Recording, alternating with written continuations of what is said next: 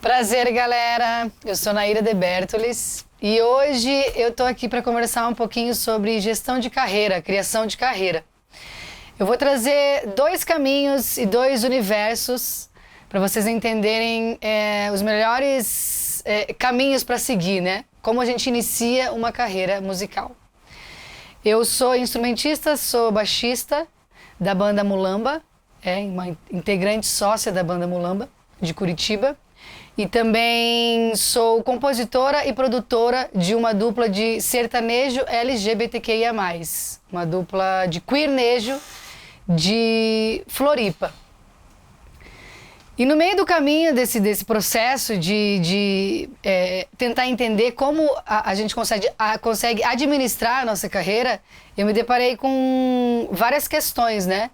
Eu acho que a gente precisa muito saber administrar a nossa própria carreira. E para isso eu vou trazer esses dois universos. Eu vou começar pela Mulamba. A Mulamba, ela é uma banda de Curitiba que se formou em 2015, nasceu em Curitiba, 10 de dezembro de 2015. E eu lembro bem do início da Mulamba que a gente fez um vídeo despretensioso de uma música chamada Mulamba. Lá no Rio de Janeiro a gente gravou essa música e a gente soltou essa música na internet, lá no Facebook. E quando a gente soltou ela no Facebook, assim, em uma semana esse vídeo ele atingiu 20 mil visualizações. Eu acho que já foi um baque, assim, pra Mulamba. Esse início, assim, tipo, ninguém nos conhecia, enfim, criamos a banda para fazer um show cover, um show tributo a Cássia Eller, que faz aniversário dia 10 de dezembro.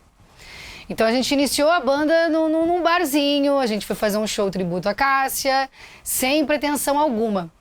E no meio do caminho, as duas compositoras da banda, Amanda e Cacau, apresentaram essa canção chamada Mulamba. E assim a gente botou ao mundo esse som autoral, né, Mulamba. E aí, de repente, tinha lá 20 mil visualizações. Na sequência, uns meses depois, a Mulamba gravou a música PUTA, também em Curitiba. E quando a gente lançou ela, que foi outubro, novembro de 2016, essa música, em especial, ela deu um boom na internet, assim. Olha, em um mês a gente atingiu 1 milhão de visualizações e milhares de compartilhamentos. E foi aí que a Mulamba se deparou com uma questão. Opa, para aí. Nós nascemos no bar, né, no barzinho, um show tributo. Porém, agora a gente botou no mundo um som autoral. E o que a gente faz com isso? Né? Eu acho que todo mundo, quando acontece isso na carreira, se pergunta: e agora, o que eu faço? Eu tenho que lançar uma música, eu tenho que distribuir essa música nas plataformas digitais, eu tenho que planejar o lançamento, como que eu faço e como é o depois também? O que a gente faz depois? Vai chegar convite de show, vai chegar festival, convite de festival, e o que a gente faz com todas essas demandas, né? Como a gente planeja tudo isso? Quanto eu cobro? Quanto vale a minha música, né? A gente começou a se deparar com todas essas questões ao longo do caminho.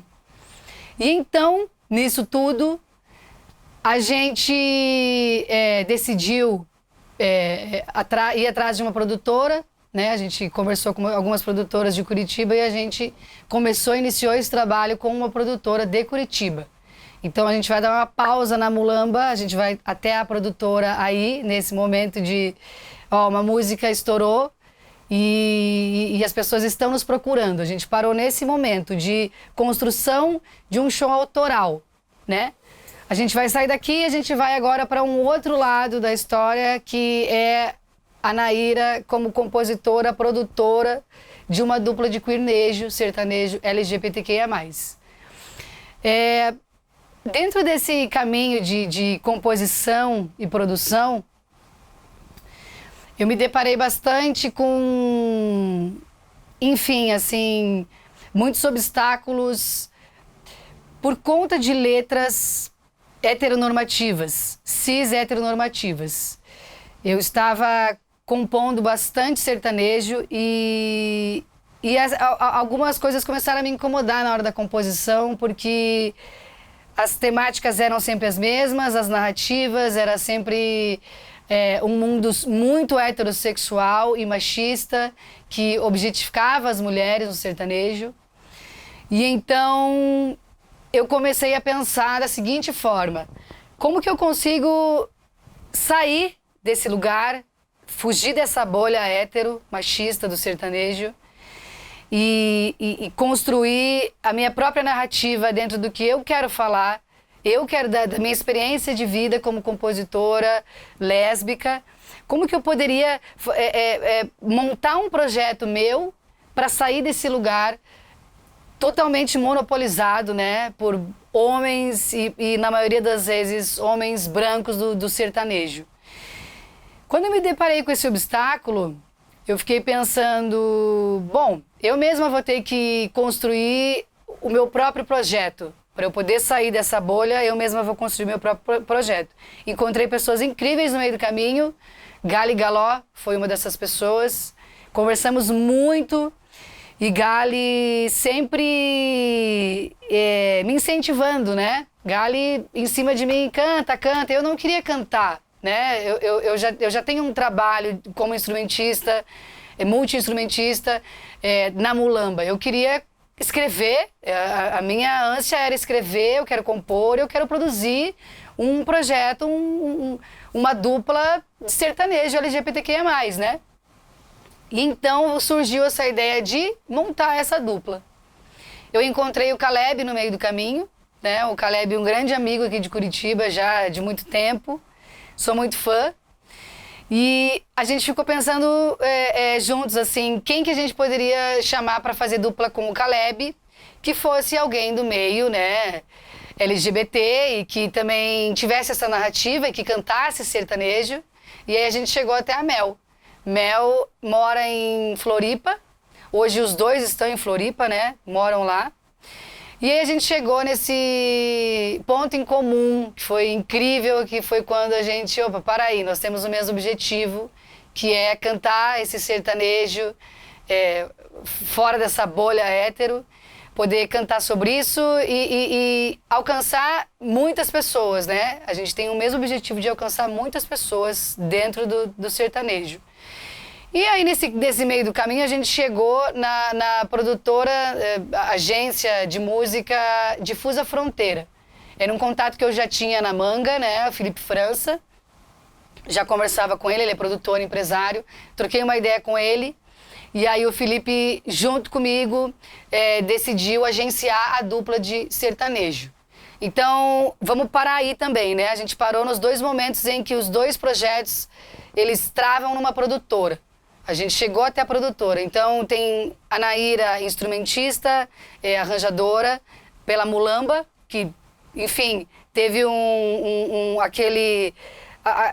estourou aquele vídeo de forma orgânica e chegou numa produtora.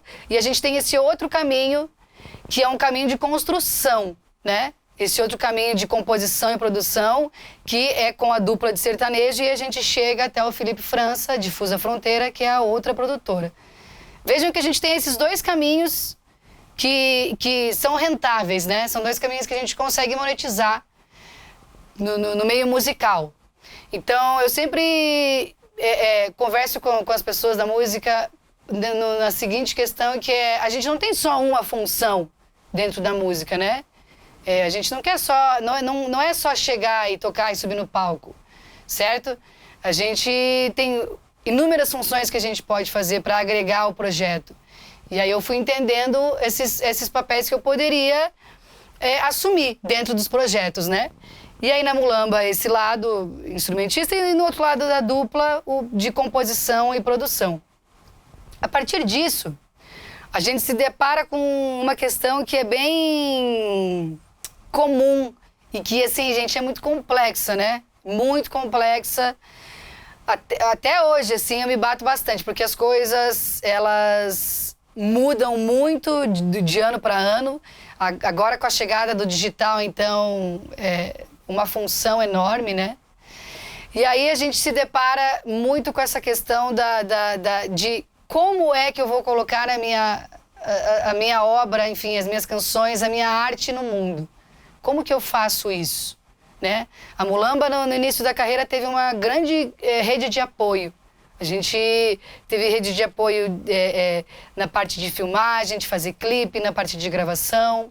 E, por outro lado, Mel e Caleb tiveram uma grande rede de apoio pela produtora, já que se interessou pelo produto e já começou a agenciar.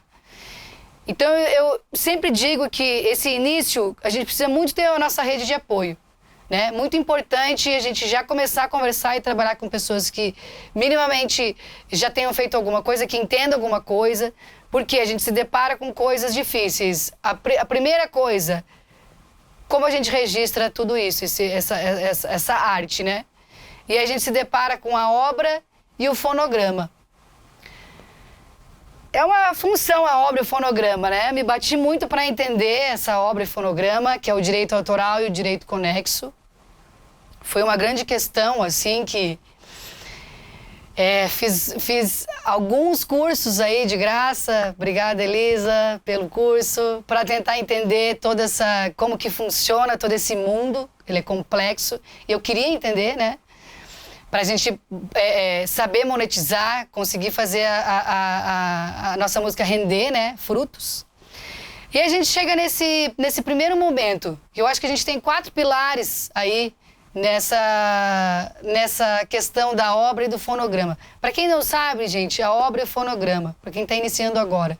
A obra é a parte da composição, é a parte autoral, é a tua letra. Chega lá, ó, sentei na minha mesinha e comecei a escrever, estou compondo. Aquilo é a obra, é o autoral. E o fonograma, ele é a gravação daquilo ali, é a fixação do áudio daquela obra. Ele é o direito conexo. E aí tem o direito autoral e o direito conexo. A partir disso, a gente começa a entender como a gente monetiza a música, certo? Os compositores, enfim, vocês têm lá 5 pessoas escrevendo. Eu normalmente componho com amigas, né? Então a gente compõe em 4, 5 pessoas. Então entram as 4, 5 pessoas na composição. E essa porcentagem, ela é dividida em comum acordo. Se quiser dividir igual, lá tem 100% a música, vai lá, tem 4 pessoas, 25% para cada pessoa. Então vocês vão entrar num acordo, as pessoas que estão compondo, e vão dividir essas porcentagens em comum acordo. Tem gente que, por exemplo, existem situações, principalmente no mundo sertanejo, que tem gente que só recebe uma porcentagem só por conta do título da música. O título da música no sertanejo ele é extremamente importante. Ele é um chamariz, né? Então tem gente que recebe, sei lá, 20% só porque deu um título para a música. Então, essa parte de obra, essa parte de autoral, vai muito do comum acordo de quem está compondo. Eu normalmente, com as minhas amigas, a gente divide tudo de forma igual. Mesmo às vezes uma pessoa compondo uma frase, ou enfim, um refrão inteiro, uma estrofe, e a gente tenta negociar, entrar em um acordo, né? Por outro lado, a gente tem o registro de fonograma e as porcentagens desse fonograma. Para quem não sabe, o fonograma ele já tem as porcentagens fixas, né? A gente tem lá uma porcentagem de 41% para produção fonográfica, a gente tem mais 41% para os intérpretes da música e a gente tem 16% para músicos, musicistas, arranjadores, né? Então é uma tabela fixa do fonograma do direito conexo. Essa gravação que vocês fazem do autoral, ela tem uma porcentagem fixa, enquanto o autoral é um acordo que todo mundo faz em conjunto. O que eu quero dizer dessas duas questões, que é bem importante, assim. No fonograma, são muitos assuntos, né, pessoal? A gente vai ter que tentar esmiuçar e resumir todos aqui rapidão. Mas no fonograma, essas pessoas que recebem são a produção fonográfica é quem investe, quem banca a gravação, né? A pessoa que está coordenando o projeto, que tomou a frente, que está investindo dinheiro. Aí a gente tem na sequência os intérpretes, que são as pessoas que cantam, que gravam aquela música, que estão interpretando aquela composição. E aí a gente tem os músicos, musicistas, arranjadores, que são as pessoas que vão no estúdio para gravar, baterista, enfim, o que for.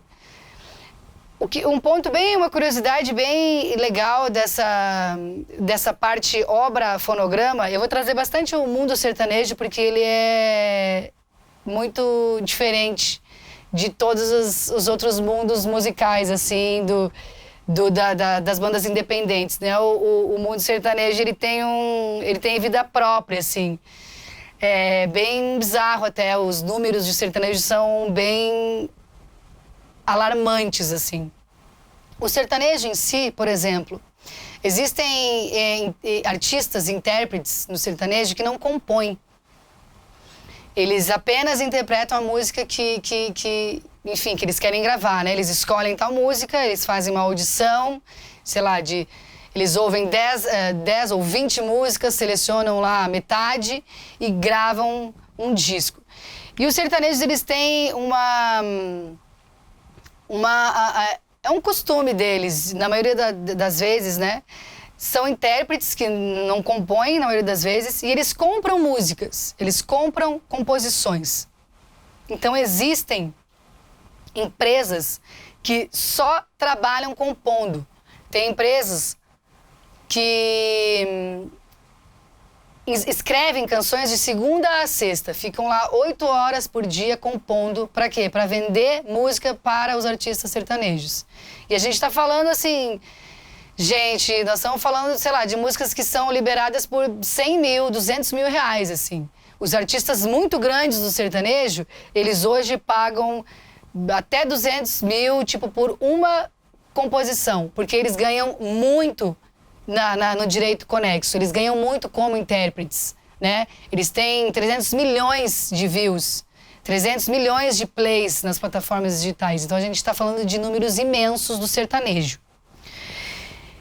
Partindo desse ponto, como eu falei antes, a gente tem 4 pilares para fazer uma música, enfim, ir para o mundo. São esses 4 pilares o seguinte: a gente está falando do ECAD, que é o Escritório Central de Arrecadação e Distribuição. Eles são responsáveis por arrecadar e distribuir os direitos autorais dos autores. A gente fala também das associações, as sociedades. As duas principais são a Abramos e o UBC. As associações são responsáveis por defender e promover os direitos dos titulares. A gente também tem no meio do caminho as editoras. As editoras, elas são responsáveis por administrar e licenciar essas composições. Já a gente vai esmiuçar esse tema das editoras, que eu amo demais. E também nós temos as distribuidoras e agregadoras. As distribuidoras, elas são responsáveis por distribuir as nossas músicas nas plataformas digitais. Também YouTube, enfim. Várias aí que a gente tem, né? As agregadoras, as principais são OneRPM, Dito, Altafonte, Trattori também. Então, partindo desse ponto que a gente tem 4 pilares importantíssimos para nos ajudar a lançar a nossa música, lançar a nossa arte. Cada um deles, enfim, é bem importante a gente entender a função de cada um, porque eles são suportes, né, que ajudam o artista a proteger os seus direitos e também a lançar essas obras, certo? O ECAD, ele, como eu falei antes, ele arrecada, ele faz a arrecadação e ele distribui esses direitos autorais. Então ele vai lá arrecadar com rádio, performance pública, execução pública, né, com TV. O ECAD faz essa arrecadação, aí manda para a associação são as sociedades. Como falei, tem a UBC e a Abramos, que são as principais, eu trabalho com a UBC. Lembrando que cada pilar desse, né, fica com uma porcentagenzinha dessa obra, desse direito autoral e conexo, né? O ECAD, ele fica com 10%. A gente tem as sociedades que comem lá 5% da fatia. E aí, depois disso, a gente tem as editoras. Muita gente me pergunta se é vantajoso ter uma editora, né? Qual é a vantagem de ter uma editora? Tem 1 ano, mais ou menos, 1 ano e meio, que eu assinei com a Universal. A Universal é uma editora maravilhosa, aliás, adoro. Eu vou falar as principais editoras, tá? Que atuam assim aqui no Brasil. Tem a Warner, tem a Universal, tem a Sony. Existia a Som Livre, que a Som Livre era uma editora muito forte no sertanejo, mas a Sony comprou a Som Livre. Então, a Sony está com um leque enorme de sertanejo, enfim, pagode, que são gêneros musicais que rendem bastante, né, dentro do mercado musical. As editoras, as pessoas me perguntam muito. Lembrem que, assim, ponto principal, tem lá o ECAD, associação. Tem que se filiar numa associação, tem que se filiar numa sociedade, sabe? Eles ajudam a gente a arrecadar, várias vezes, por exemplo, já tive uma música lá da Mulamba, que estava tocando nos voos da Azul, da Companhia Aérea Azul. Tocava lá na Rádio Azul. E aí, na hora, ligo para a UBC, qualquer problema que tenha, porque às vezes a gente não tem controle, a gente não sabe onde que está tocando a música. Basicamente é isso, tu não tem como saber onde está tocando a música. Então tu vai o quê? Vai atrás das sociedades, das associações, para elas te darem esse suporte. Liguei lá, conversei com a UBC e expliquei a situação. A música está tocando assim, assado, como é que é essa função? Mas daí essa pessoa me explicou que a Rádio Azul era inadimplente, né? Então, se quiser ir pro ar, isso pode ir. Mas, enfim, a gente não ia receber. Claro que também que a gente está falando de um sistema que falha bastante, né, pessoal? Assim, inúmeras rádios são inadimplentes, programas de TV. Então, assim, às vezes vai tocar a tua música lá e tu não vai receber nada porque aquela pessoa não paga por isso. Enfim, mas eu estou querendo falar o papel da associação. Ela é um suporte, enfim, te ajuda a fazer esse filtro, essa arrecadação. Tem uma boa estrutura para te dar esse suporte aí. Opa, para aí, preciso de ajuda aqui. Minha música está tocando em tal lugar. O que eu faço? Com quem eu converso? Vai atrás da associação. Então, tem que se filiar. Você que está compondo aí, tem que se filiar, porque... tu precisa receber, né, pela execução pública, as plataformas digitais, enfim. Vou agora um passo à frente, voltar para a editora. As pessoas me perguntam se vale a pena a editora. A editora, gente, é muito legal ter uma editora, muito legal. Eu lembro que no início, enfim, a gente... Ali, as meninas da Mulamba, a gente estava bem em dúvida, assim, será que assina contrato, não assina? A gente conversou bastante, a gente negociou, acho que a gente ficou em negociação uns 3 meses, porque a gente recebeu um contrato, a gente mexeu muito no contrato, nisso entrou a advogada no meio, bem importante lembrar dessa assessoria jurídica. Eu sei que não é todo mundo que consegue ter uma assessoria jurídica, mas lembrem também daquela rede de apoio que eu falo lá no início, bem importante a nossa rede de apoio nesse momento. Tentar buscar o máximo que puder aí para tentar ter essa assessoria jurídica que faz diferença. A gente ficou 3 meses negociando com a Universal e a gente assinou. A editora, ela tem um papel muito importante também na carreira de um artista, porque, por exemplo, nesse caso da Universal, a Universal também adiantou uma grana para gente, para as compositoras, né? Às vezes também tem tem esse tipo de contrato que adianta uma grana e aí tu pode investir no teu trampo, entende? Então a editora ela já começa assim, ela é uma empresa que além de administrar e licenciar tua música, ela também investe em ti. Investe em tua composição, né? A editora ela é basicamente para autores. E eu lembro que a gente ficou muito tempo, e aí, agora o que vai acontecer? Teve uma situação que, por exemplo, a Mulamba quase foi trilha sonora de um filme da Globo. Quase entrou de trilha sonora no filme da Globo. E aí, qual é o papel da editora? A editora, ela faz essa ponte, esse meio de campo com novela, série, sei lá, publicidade. A editora, ela tem ela tem essa porta aberta. E aí, quando a gente recebeu esse convite, ele não aconteceu, né? Porque foi muito 49 do segundo tempo, já estava tudo chutado lá. Mas aí, quando a gente recebeu esse convite, a editora, ela toma a frente, né? Ela faz esse meio de campo. A editora, por exemplo, ela consegue também fazer meio de campo com outros artistas.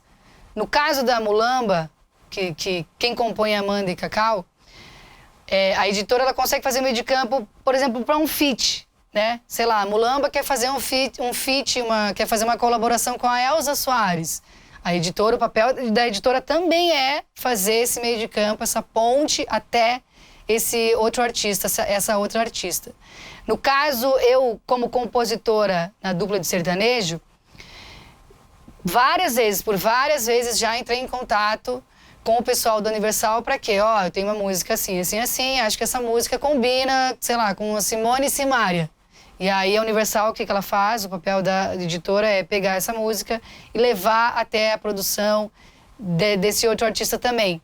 Entende? Então eu, como compositora, também consigo chegar num outro artista para fazer um feat, para que esse artista grave uma composição minha, né?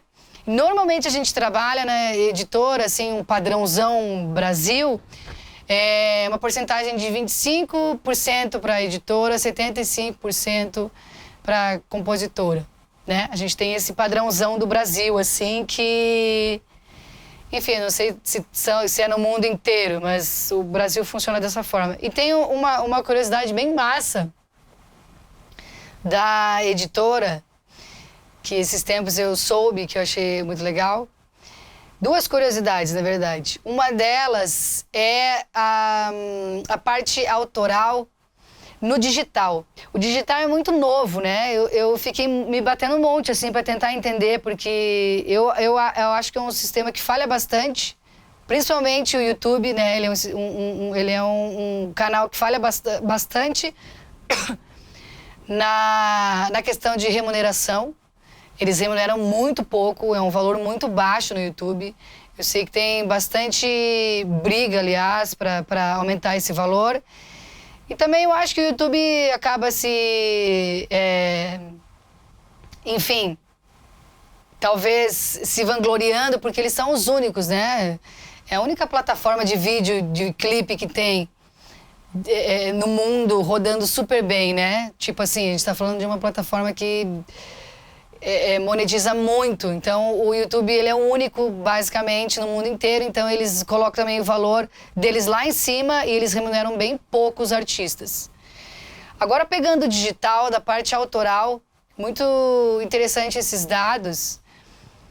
Soube que pra gente chegar, pra render R$1.000, pra gente render R$1.000 de autoral, no digital, né, nas plataformas digitais, eu estou falando de Spotify, Deezer, essas plataformas que todo mundo ouve música. Para um artista render R$1.000 numa plataforma dessas, vai depender, claro, dos números das plataformas, mas a gente estima mais ou menos 1 milhão de plays. Tu precisa ter...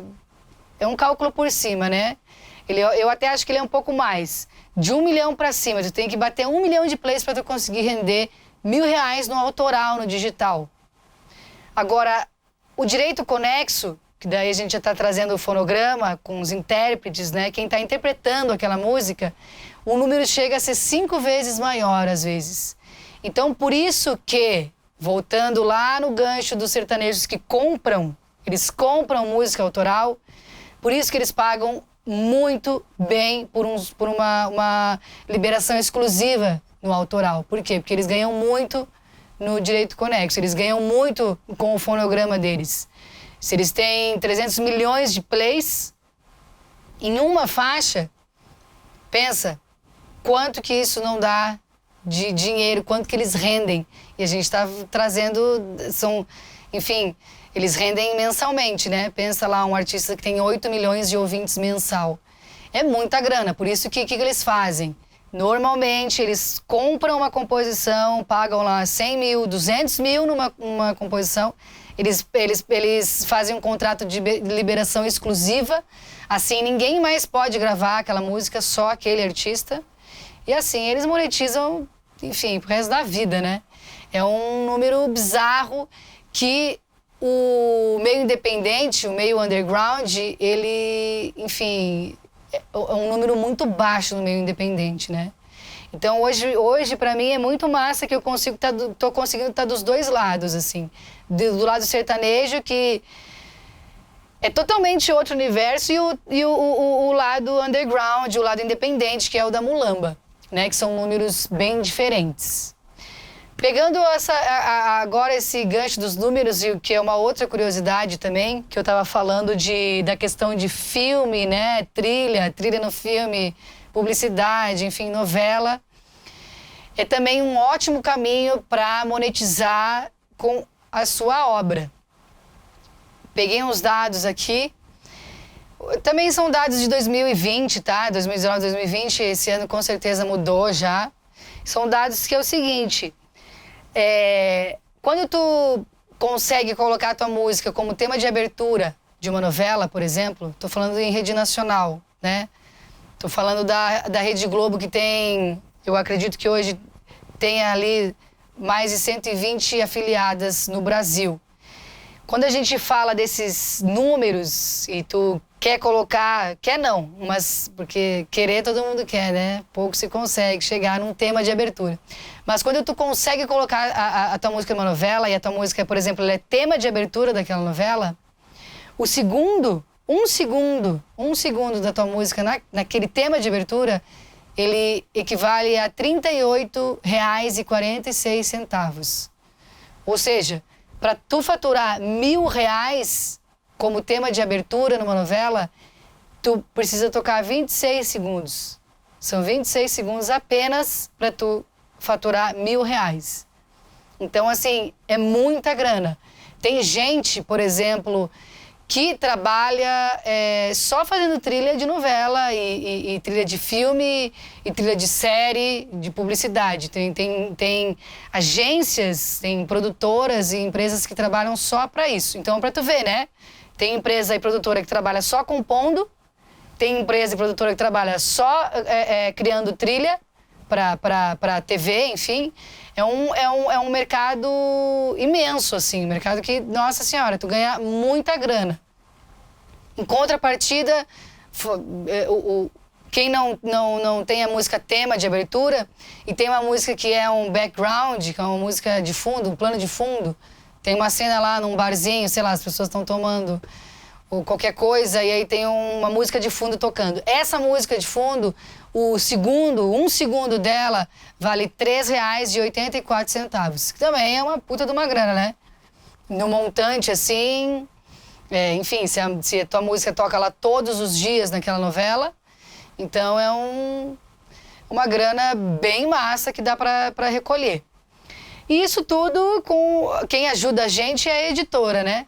A editora também faz todo esse meio de campo, então, assim, eu acho muito vantajoso ter uma editora. É um trabalho em conjunto, acho que todo mundo sai ganhando, né? Claro, as porcentagens também, tem que rever os contratos e tudo mais, mas vale a pena ter uma editora.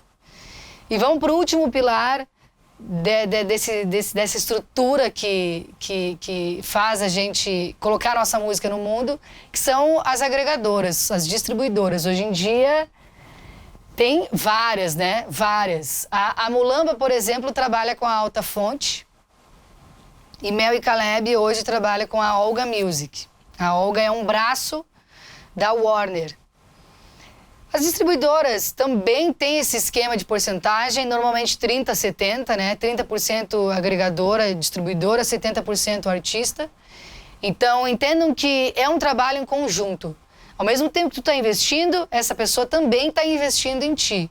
Então, muito importante entender que essas porcentagens sempre vão existir. O que vale é tentar entender o contrato, né?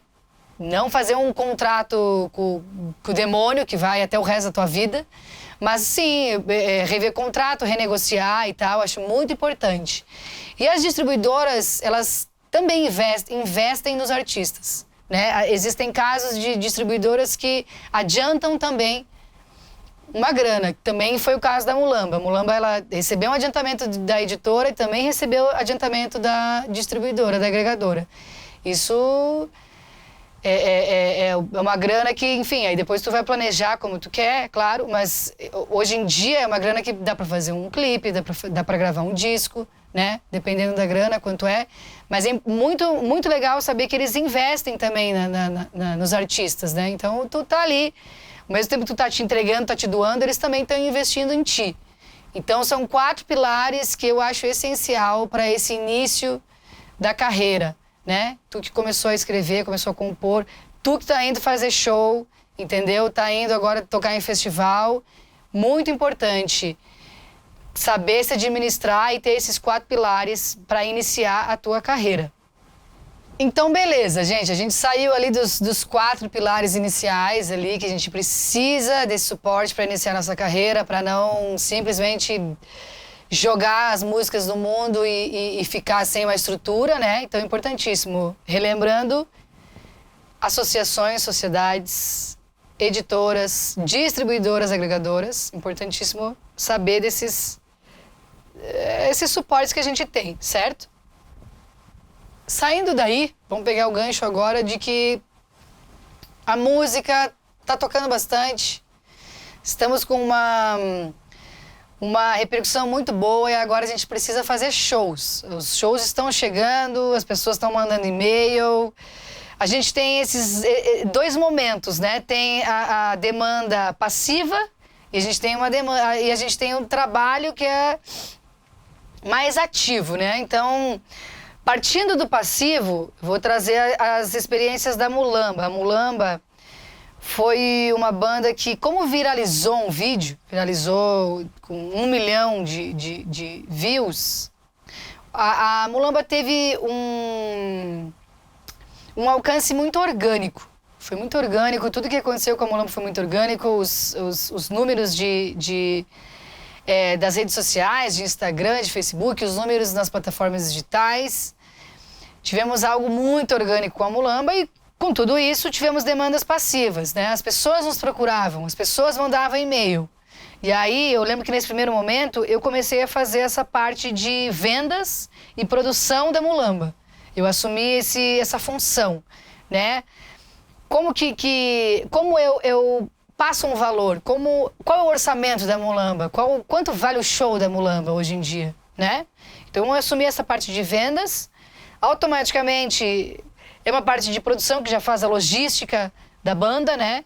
A logística basicamente é como a gente vai para esse show. A gente vai de carro, a gente vai de ônibus, a gente vai de van.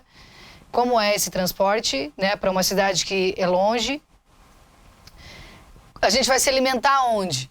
Né? Onde a gente vai comer? Vai ter almoço, vai ter janta, vai ter café? Última coisa é a hospedagem. Onde a gente vai dormir? Certo? Então, vocês entendem como é complexo também ali, né? Tu se auto-administrar, né? Porque daí tu se depara com todas essas questões. Fora toda a questão burocrática de obra e fonograma, daí entra a questão prática de shows, como a gente começa a fazer esses shows. Então, eu vou trazer um exemplo da Mulamba. Basicamente, nós somos 6 pessoas na banda. Só a banda tem 6 pessoas. Então, eu acho que minimamente, estipula-se um cachê para cada uma. Pode começar com R$100 para cada uma, R$50, não tem problema, mas que as pessoas sejam remuneradas aos pouquinhos. Então, minimamente paga as instrumentistas, paga a banda, né? Depois, eu acho que o segundo passo é entender que tamanho tem a tua equipe. Vai alguém para operar a mesa de som? Vai alguém para operar a luz? Vai alguém para fazer a rodagem em cima do palco? Alguém para ajudar a montar o palco e carregar os instrumentos? Se vai essas pessoas, e aí a gente já entra num cachê para cada uma dessas pessoas, bate o cachê de banda e equipe, né? Propõe esse valor, e eu acho que daí entra num lugar que o contratante também define que acordo é esse, que negociação é essa, né? Tem inúmeros acordos. Tem contratante que prefere pagar o cachê e aí separado paga a logística, né? Então é cachê mais logística. O contratante ele fica responsável pela logística, ele fica responsável por pagar o transporte, por pagar a alimentação e por pagar a hospedagem. E existem casos que o contratante fala, ó, legal, eu passei um valor, sei lá, eu passei 5 mil reais. E aí o contratante fala, ó, beleza, eu tenho 10 mil reais colocado. Esse valor que eu tenho e vocês se viram com transporte, com alimentação e hospedagem. Legal. Então eles mandam esse valor e aí a gente internamente entende, né, como usar esse dinheiro dentro dessa logística. Então, basicamente são essas duas propostas, viu, gente? Esse cachê colocado que o contratante vai dar um valor cheio e aí vocês decidem o que fazem. Ou tem esse outro modo que é o cachê artístico mais a logística separadamente, né? A partir disso, a gente tem toda a função de ir lá, vai fazer o show. Muito importante nós termos uma pessoa que vai fazer a produção de campo, né? Muito importante ter uma produção de campo. Por quê? Porque tu vai ter que tocar, vai ter que, enfim, tá concentrado lá no show. É importante ter uma produção junto. Se não tiver, volta na rede de apoio. Chama amiga, chama amigo. A Mulamba também. A Mulamba iniciou assim. A gente chamava nossas amigas para fazer a nossa lojinha, né? A gente tem ali uma lojinha com camiseta, com moletom, com caneca. Muitas vezes a gente chamou amigas para cuidar da lojinha. Muitas vezes chamamos amigas para fazer a produção de campo. A rede de apoio, gente, é muito importante. Muito, muito, muito importante. Esse início, assim, é essencial. A gente ter pessoas perto que, ó, não, vamos fazer junto. A pessoa vai construindo uma carreira junto contigo. Então é importantíssimo, né? Por outro lado, a Mulamba, que já traz esse universo independente, a gente tem um outro lado, que é Mel e Caleb, que já é o sertanejo, que já é o mainstream, né? A gente tem uma produtora e a produtora, ela já vem com esse suporte de uma equipe. A produtora já traz uma estrutura. Então a produtora já vem com uma equipe pronta. Basicamente, a dupla tem que ir lá fazer o show e a equipe já vai estar toda a postos ali para resolver as situações da dupla. Então entendam que a gente tem esses dois caminhos, que nenhum tá certo nem tá outro errado. Não é sobre isso, né? Mas é sobre entender esses universos que a gente hoje tem no mercado musical, que é o independente, o underground e o mainstream, que daí já tem outra função. Eu acho que terminando desse ponto dos shows, né, saindo dessa questão de shows, gente, a gente tem lá a finalização, né, das apresentações, que daí entra a questão financeira, o fluxo de caixa, que daí a produção de campo também pode fazer também esse papel de receber o cachê, ou também muita gente paga depois, recebe por transferência. A gente tem esse momento que daí também é vamos receber, estamos recebendo pelo nosso show, por essa performance ao vivo, né? Aí eu acho que daí cada banda internamente vai ter o seu acordo. Então, vai de quem está ali atuando junto, né, e trabalhando. Então, o acordo é de cada pessoa. Gente, fiz um resumão, nossa, resumão mesmo, porque é muito assunto. Acho que é bem complexo, muitas coisas são complexas demais, mas eu acho que eu consegui fazer um resumo para quem quer iniciar, para quem está iniciando, né, a questão dos registros, como a gente sobe nossas músicas, como a gente coloca as músicas no mundo, depois que a música deu certo, legal, como a gente começa a fazer show, né? Acho que foi um resumão, assim, óbvio, são muitos assuntos, eles são complexos mesmo, seria algo bem longo para se falar, mas eu acho que até aqui É isso. Quem está iniciando, não se esqueça da rede de apoio. A rede de apoio, olha, sempre me ajudou a vida inteira. Muita rede de apoio. E é isso, galera. Acho que foi um resumão. Qualquer coisa, entre em contato comigo. @NairaDeBertolis é o Instagram. Qualquer coisa para tirar dúvida, estamos aí. E de resto a gente vai aprendendo juntos.